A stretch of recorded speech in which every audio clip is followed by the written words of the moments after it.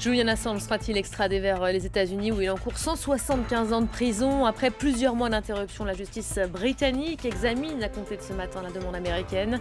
Le fondateur de Wikileaks est poursuivi pour avoir dévoilé des milliers de documents sensibles pour Washington. Vous le voyez à Londres, il y a déjà beaucoup de monde sur place. On trouvera notre correspondant Hervé Amoric pour faire le point dans ce journal. L'obligation du port du masque validée par le Conseil d'État français. 2 ordonnances rendues hier soir autorisent finalement les préfets du Rhône et du Bas-Rhin à imposer cette mesure sous condition. En Espagne également, vous le verrez, de nouvelles restrictions entrent en vigueur dès aujourd'hui, le pays où la rentrée scolaire est programmée ce jeudi. Et puis le 57e sommet de la CEDEAO s'ouvre aujourd'hui dans la capitale nigérienne, moment fort et symbolique de retrouvailles de la communauté ouest-africaine en présentiel. La question malienne sera évidemment au centre des débats. On va y revenir dès le début de ce journal avec Virginie Hertz. Bonjour à tous, bienvenue si vous nous rejoignez sur France 24, bienvenue dans le journal. 57e sommet de la CEDEAO prévu dès aujourd'hui donc dans la capitale nigérienne, premier sommet en présentiel depuis plusieurs mois. Et oui, cela va évidemment marquer un moment fort et symbolique de retrouvailles de la communauté ouest-africaine. Fin août, les dirigeants avaient déjà pris acte par visioconférence de la démission puis de la libération du président Keïta au Mali. Virginie Hertz, bonjour. Nouveau rendez-vous donc cette fois en présentiel, on l'aura compris. Qu'est-ce qu'on peut attendre précisément de ce rendez-vous? Alors, le Mali sera certainement un des sujets les plus discutés et il pourrait être question de voir si les sanctions sont maintenues et l'embargo envers le Mali est maintenu puisqu'elles ont été décidées suite au putsch d'août dernier. C'est pas impossible que ces sanctions en soient allégées pour répondre d'une certaine façon aux gestes de bonne volonté de la junte qui sont doubles.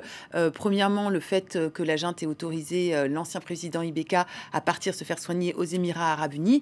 Et l'autre signe aussi positif donné par la junte, c'est cette ouverture de discussion pour une transition démocratique. La première journée de concertation nationale sur la transition politique, précisément organisée par la junte au pouvoir, a eu lieu ce week-end. Ça a donné quoi exactement? Alors, c'est encore un petit peu confus, mais il y a 2 enjeux essentiels. C'est organiser la transition démocratique. Alors, combien de temps il va falloir attendre pour avoir cette transition démocratique et qui participe véritablement? Alors, combien de temps? On sait, que ce soit au Mali ou ailleurs, c'est que quand des militaires ont le pouvoir, ils ont du mal à le rendre.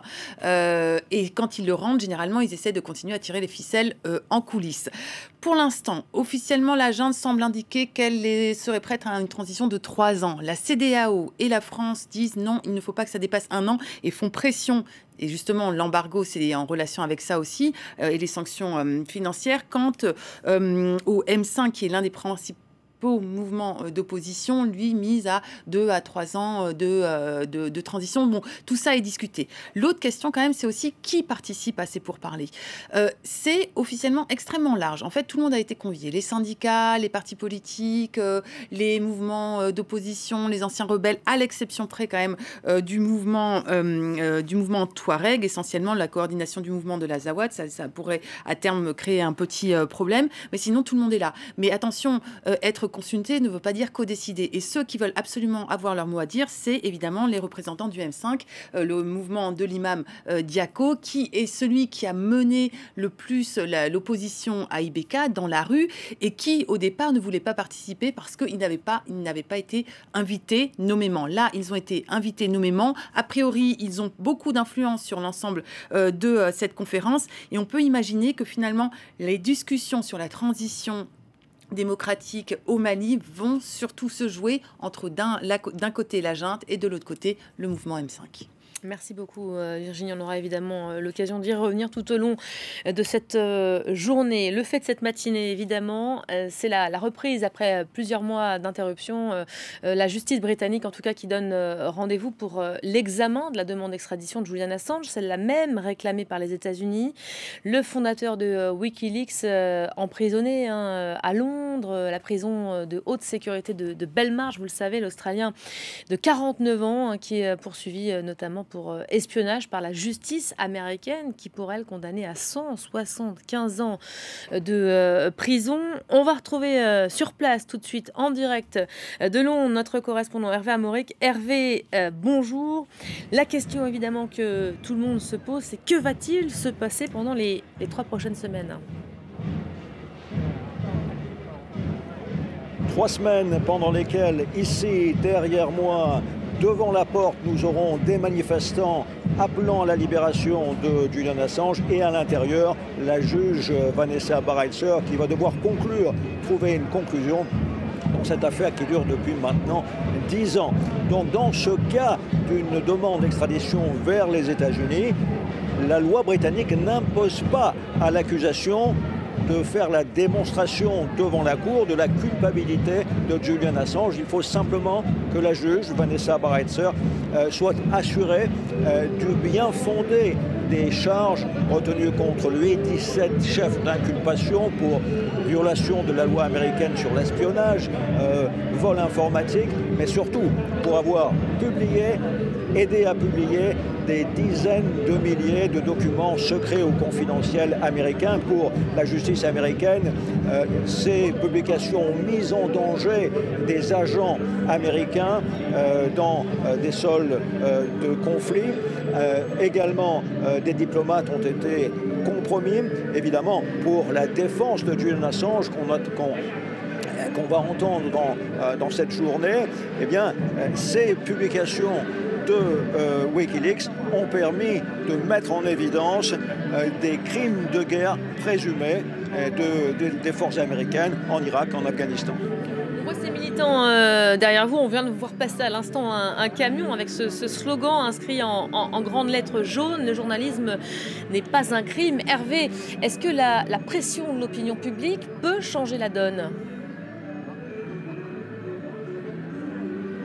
En théorie, la justice britannique, comme la plupart des justices occidentales, est bien sûr indépendante de la pression de tout gouvernement, de la pression publique. Mais la réalité, c'est que si on regarde l'histoire judiciaire de ce pays, et c'est intéressant parce qu'on a vu tout à l'heure ici, derrière moi, rentrer Gareth Pierce, qui est l'avocate principale qui va emmener cette défense de Julian Assange. Eh bien, c'était la même avocate qui, dans ce même tribunal, il y a 20 ans, emmenait la défense des Guildford 4, des Birmingham 6, qui étaient accusés de meurtre, qui ont été condamnés même pour meurtre, pour terrorisme, pour l'armée républicaine irlandaise. L'IRA, c'était dans le conflit en Irlande du Nord, de grandes erreurs judiciaires parce qu'ils n'étaient pas coupables. Et Gareth Pierce en a fait la démonstration. Elle les a fait libérer ici, dans ce tribunal, ici derrière moi. Donc, on voit que la pression sur les juges à l'époque de condamner était forte. Cette fois, en revanche, les choses sont un peu différentes parce que tout ce que cette juge Vanessa Baraitser doit faire, c'est s'assurer du bien fondé de l'accusation. C'est la justice américaine qui va juger. Il n'y aura pas de procès véritable, pas de coupable ici. Donc c'est beaucoup plus technique, on peut dire. En revanche, une fois sa décision prise, bien sûr, la défense peut encore faire appel de cette décision, ce qui devrait durer encore 1 an de plus jusqu'à la Cour suprême. Hervé Amourec en direct de Londres. Merci à vous Hervé. Tout ce qui a été signé doit être respecté. C'est l'avertissement lancé ce matin par Michel Barnier, négociateur en chef européen sur le Brexit, alors que s'ouvre cette semaine à Londres la 8e séance de pourparlers. Les négociations entre Britanniques et Européens achoppent toujours sur la question de la pêche et de l'alignement réglementaire entre le Royaume-Uni et l'Union européenne. Le Premier ministre britannique Boris Johnson veut trouver un accord avant le 15 octobre pour que celui-ci entre en vigueur avant la fin de l'année.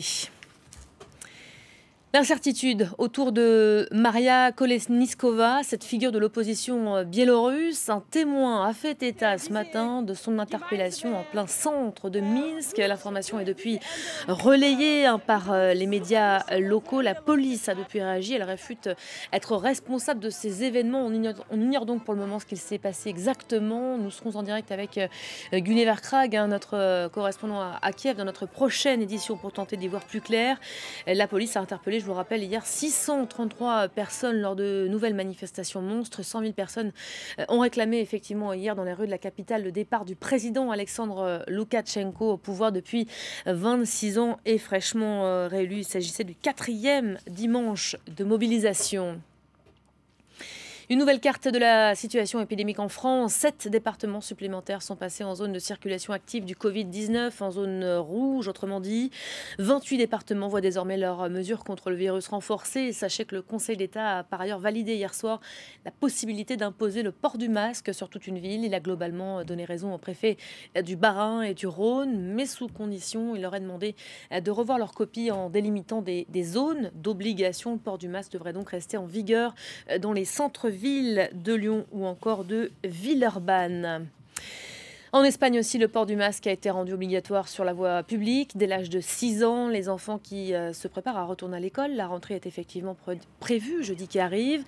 Beaucoup de parents, toutefois, déjà prévenus, ils vont boycotter cette reprise malgré l'obligation de retourner en classe. Dans un pays traumatisé par la pandémie, les mesures de distanciation se sont vite imposées. Et face à la résurgence des cas ces dernières semaines, de nouvelles restrictions entrent même en vigueur dès aujourd'hui. Marc Pope. Des lieux de culte limités à 60% de leur capacité, interdiction de danser lors d'un mariage ou encore une affluence réduite dans les magasins, zoos et parcs d'attractions. Face à la résurgence du coronavirus, la région de Madrid repasse à la vitesse supérieure. La agrupación de personas se fija en un máximo de 10 personas no convivientes tanto en espacios públicos como en espacios privados. Hasta ahora este límite solo afectaba a agrupaciones en espacios públicos y se ha ampliado en el ámbito de los espacios privados. Les cas de Covid-19 ont explosé dans la région. Elle concentre 73 des 191 morts de ces 7 derniers jours et 30% des nouveaux cas. Avec près de 500 000 personnes contaminées par le Covid-19, l'Espagne est frappée de plein fouet par la deuxième vague. Les habitants se disent inquiets. Me da mucha pena porque la gente no hace caso, mucha gente, y eso yo creo que deberían de hacer más caso porque no es una broma, esto no es una broma, esto ya es serio, no es cosa del gobierno ni nada, es cosa ya de que tenemos que ser responsables en la vida. Preocupante porque no sabemos cómo va a evolucionar y que ya ha ocurrido una vez, que otras medidas, sabiendo lo que ha ocurrido, ¿qué estamos haciendo para evitar que vaya más? Les autorités nationales, elles, tentent toutefois de rassurer. La situation n'est pas comparable avec ce qu'a connu l'Espagne pendant les mois de mars et avril dernier, car le nombre d'hospitalisations reste stable. Si la crise empire, la région de Madrid pourra aussi compter sur un tout nouvel hôpital de 45 000 m² destiné à éviter la congestion des autres établissements. Il doit ouvrir ses portes en novembre. On dit souvent que la colère n'est pas vraiment bonne conseillère. Novak Djokovic en sait quelque chose. Le numéro mondial, grand favori de l'US Open, vient de se voir disqualifié hier pour avoir envoyé une balle sur une juge de ligne. Geste en guise d'agacement, de frustration aussi sûrement, involontaire visiblement, alors qu'il venait de perdre son jeu de service. Il était mené 6-5 par son adversaire. Dans la soirée, le Serbe a posté quelques mots sur son compte Instagram pour présenter ses excuses. Voilà, c'est la fin de ce journal. Merci à vous de l'avoir suivi. Vous restez à nos côtés. L'info revient tout de suite sur France 24.